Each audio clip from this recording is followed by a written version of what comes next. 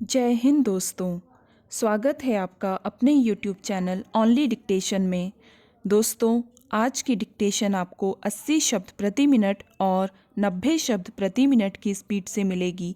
आप जिस भी स्पीड में लिखना चाहते हैं लिख सकते हैं। तो चलिए शुरू करते हैं। 80 शब्द प्रति मिनट डिक्टेशन शुरू होगी 3 सेकंड बाद। बिहार के मुख्यमंत्री नीतीश कुमार ने सोमवार को विश्वास मत जीतकर फिर एक बार अपनी सरकार का बहुमत साबित कर दिया। विगत कुछ दिनों से नाना प्रकार के कयास लगाए जा रहे थे, उन सब का पटाक्षेप हो गया है। लगभग हरेक दल के विधायक संदेह के घेरे में थे। अविश्वास का ऐसा माहौल बन गया था कि लगभग सभी पार्टियां अपने अपने विधायकों की निष्ठा को लेकर आशंकित हो गई थीं। वैसे ज़्यादा संभावना यही थी कि नीतीश कुमार विश्वास मत जीत लेंगे। सदन में जल्दी ही विपक्षियों को भी एहसास हो गया कि वे संख्या बल में पिछड़ गए हैं। विपक्ष की अनुपस्थिति में एनडीए ने सबसे पहले ध्वनि मत से अपना बहुमत साबित किया। हालांकि बाद में प्रत्यक्ष मतदान की मांग हुई और सरकार के पक्ष में 130 वोट पड़े, जबकि विपक्ष ने मतदान में भाग ही नहीं लिया। दोनों तरफ से ही आरोपों की झड़ी लगी रही। किसी ने नैतिकता की दुहाई दी तो किसी ने अपने विरोधी पर कमाने का आरोप लगाया और अंततः बाजी सत्ता पक्ष के हाथ लगी। विधानसभा में 20 साल पहले के समय को भी फिर याद किया गया। लालू प्रसाद यादव और राबड़ी देवी की सरकारों पर भी आरोप लगे। बेशक अब बिहार के लिए आगे बढ़ने का समय है। क्या राजनीति आरोपों से आगे बढ़ेगी? क्या भ्रष्ट नेताओं के खिलाफ कार्रवाई होगी? इस बात से भला कौन इनकार करेगा कि बिहार की राजनीति में निष्ठा और नैतिकता को स्थिरता मिलनी चाहिए। यह बहुत अच्छी बात है कि विभिन्न दलों के बीच जिस तरह से पाला बदल होने की आशंका थी वह नहीं हो सकी। राजद और जनता दल यू में 2-3 विधायकों का इधर उधर होना कोई विशेष चिंता की बात नहीं है। इसमें कोई शक ही नहीं है कि नीतीश कुमार की सरकार संख्या बल में और शक्तिशाली होकर सामने आई है। मुख्यमंत्री ने विधानसभा में स्पष्ट कहा है कि वह अपनी पुरानी जगह और गठबंधन में वापस आ गए हैं और उसे कभी नहीं छोड़ेंगे।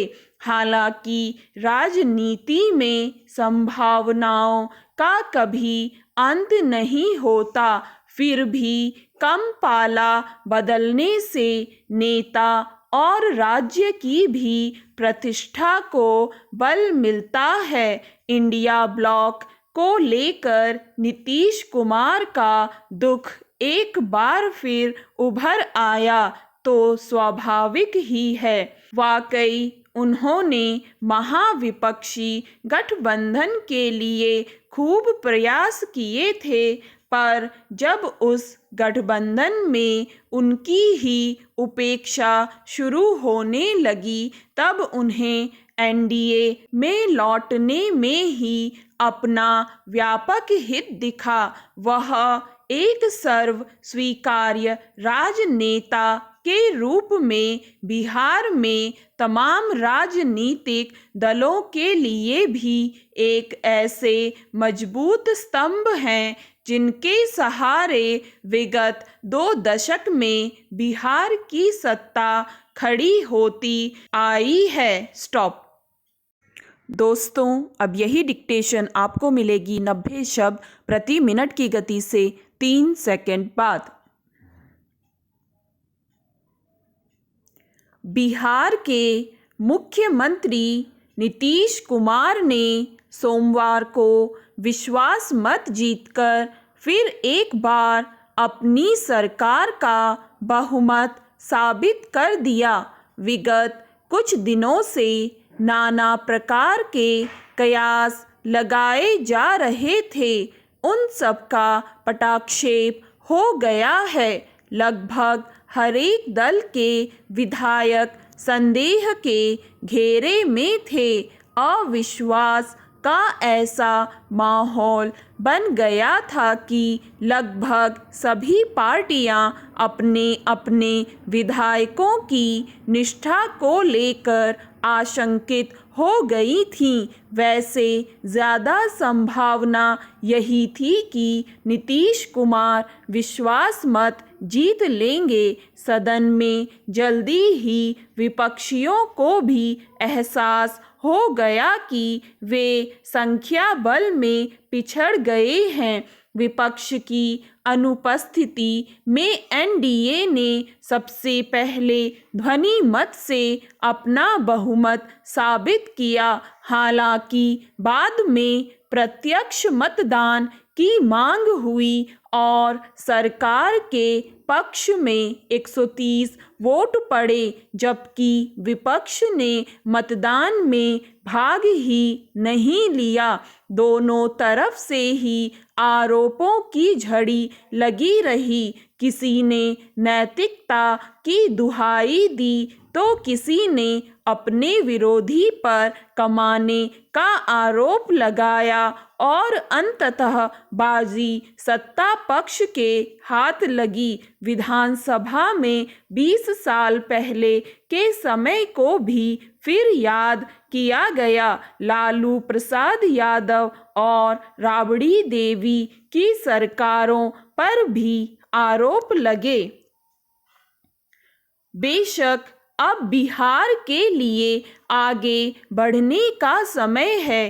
क्या राजनीति आरोपों से आगे बढ़ेगी? क्या भ्रष्ट नेताओं के खिलाफ कार्रवाई होगी? इस बात से भला कौन इनकार करेगा कि बिहार की राजनीति में निष्ठा और नैतिकता को स्थिरता मिलनी चाहिए। यह बहुत अच्छी बात है कि विभिन्न दलों के बीच जिस तरह से पाला बदल होने की आशंका थी वह नहीं हो सकी। राजद और जनता दल यू में 2-3 विधायकों का इधर उधर होना कोई विशेष चिंता की बात नहीं है। इसमें कोई शक ही नहीं है कि नीतीश कुमार की सरकार संख्या बल में और शक्तिशाली होकर सामने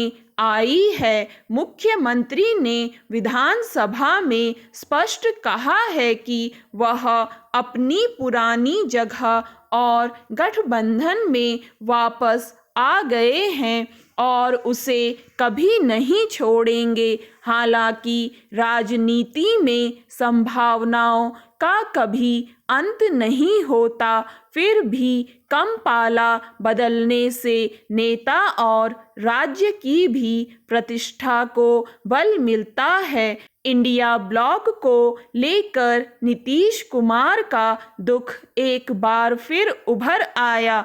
तो स्वाभाविक ही है, वाकई उन्होंने महाविपक्षी गठबंधन के लिए खूब प्रयास किए थे, पर जब उस गठबंधन में उनकी ही उपेक्षा शुरू होने लगी तब उन्हें एनडीए में लौटने में ही अपना व्यापक हित दिखा। वह एक सर्वस्वीकार्य राजनेता के रूप में बिहार में तमाम राजनीतिक दलों के लिए भी एक ऐसे मजबूत स्तंभ हैं जिनके सहारे विगत 2 दशक में बिहार की सत्ता खड़ी होती आई है। ध्यान देने की बात है कि बिहार में जो सत्ता परिवर्तन हुआ है उसमें नेताओं का रुख भी अपेक्षाकृत ज़्यादा समझदारी भरा रहा है। स्टॉप। दोस्तों, अगर आपको ये डिक्टेशन पसंद आए तो लाइक करें, सब्सक्राइब करें और अपने दोस्तों के साथ भी शेयर करें।